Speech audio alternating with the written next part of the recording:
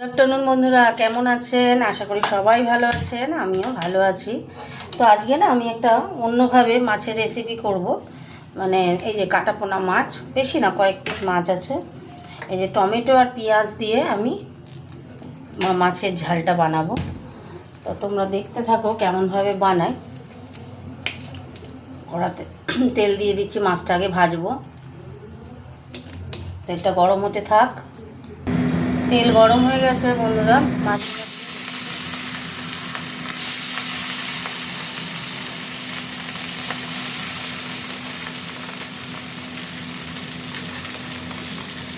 ভাজা হতে থাক। মাছটা ভাজা হয়ে গেছে, দেখতে পাচ্ছ বন্ধুরা। এবার তুলে নেবো। আর দু পিস আছে, দু পিস দিয়ে দিচ্ছি। ভাজা হতে থাক। আর সেই মাছটাও ভাজা হয়ে গেছে বন্ধুরা, তুলে নিচ্ছি।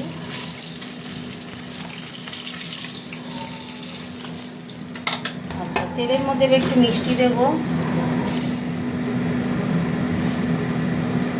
দিয়ে দেবো শুকনো লঙ্কা, তেজপাতা দিয়ে দিলাম।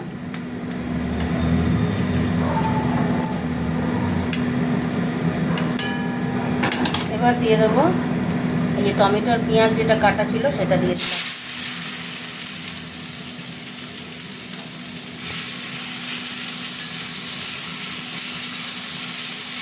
কেমন হয়েছে কমেন্ট করে জানিও বন্ধুরা। আর এইভাবে বাড়িতে করবে, আদা বাটা রসুন বাটা ছাড়া ভালো লাগে এরম মশলা। আর মশলা ছাড়া না এরম মাছের ঝাল খেতে খুব ভালো লাগে। বাড়িতে করবে, করে জানিও কেমন হয়েছে, কমেন্ট করো। আর সেটা হতে থাক। আমি একটু নুন দিয়ে দেবো, কেননা একটু নরম হওয়ার জন্য পেঁয়াজটা তাড়াতাড়ি। পেঁয়াজ টমেটো আমি নুন যেটা দিয়ে দিলাম। এবার আমি একটু নেড়ে দিচ্ছি। তাতে করে কী হবে, পেঁয়াজ আর টমেটোটা তাড়াতাড়ি নরম হবে, ওই জন্য নুনটা দিলাম।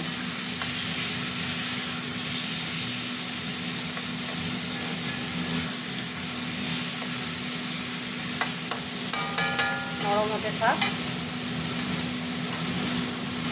বন্ধু। টমেটোটা দেখতে পাচ্ছ নরম হয়ে গেছে।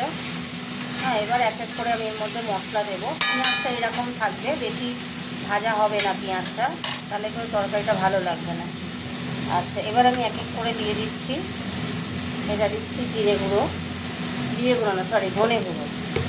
একই রকম দেখতে লাগে তো, জিরে গুঁড়ো ধনে গুঁড়ো বোঝা যায় না। এই যে আমি দিয়ে দিচ্ছি জিরে গুঁড়ো। ধনে গুঁড়ো আরেকটু দিতে লাগবে। আচ্ছা, এবার দিয়ে দেবো আমি হলুদ গুঁড়ো। দিয়ে দিলাম। এবার দেবো লঙ্কা গুঁড়ো।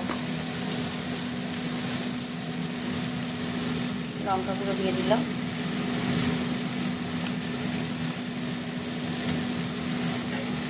এবার আমি এতে একটু জল দেবো। মশলাটা একটু ভাজা ভাজা হওয়ার জন্য জল দিলাম। নুন তো দিয়েছিলাম, আর চিনি তো তেলে দিয়েছি, দেখতেই পেয়েছো তোমরা। এবার মশলাটা একটু ভাজা ভাজা হবে, তারপরে দিয়ে জল দিয়ে মাছগুলো দিয়ে দেবো। খুব ইজি প্রসেসে তাড়াতাড়ি কুইক রান্নাটা হয়ে যায়। হ্যাঁ, বাড়িতে একবার করো তোমরা, দেখবে ভালো লাগবে, খেতে খুব ভালো লাগে। এইরকম এই মাছের ঝালটা না খুব ভালো লাগে।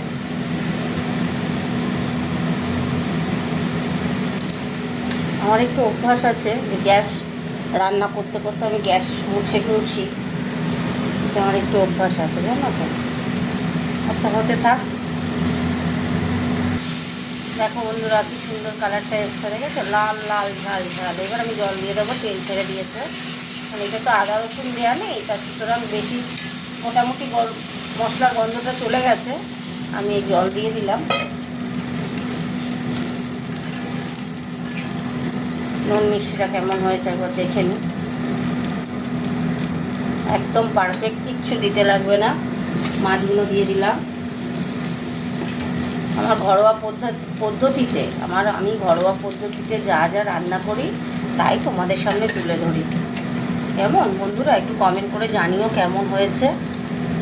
তোমরা বাড়িতে এরকম জিরে ধরে গুঁড়ো, জিরে গুঁড়ো, লঙ্কা গুঁড়ো, হলুদ গুঁড়ো, পেঁয়াজ, টমেটো দিয়ে রান্না করে মাছের ঝাল করে দেখবে, খুব সুন্দর খেতে লাগে। ঠিক আছে বন্ধুরা, হতে থাক।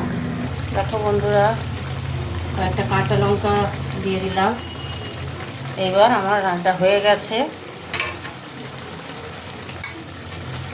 একটু গ্রেভি গ্রেভি থাকবে যাতে ভাতের সাথে খাওয়া যায়।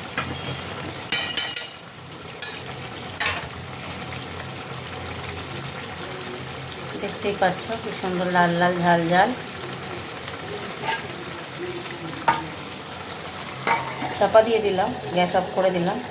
তো আজকে আমার কাটাপোনা মাছের টমেটো পেঁয়াজ দিয়ে ঝাল কমপ্লিট। টাটা বন্ধুরা, কমেন্ট করে জানিও কেমন। টাটা।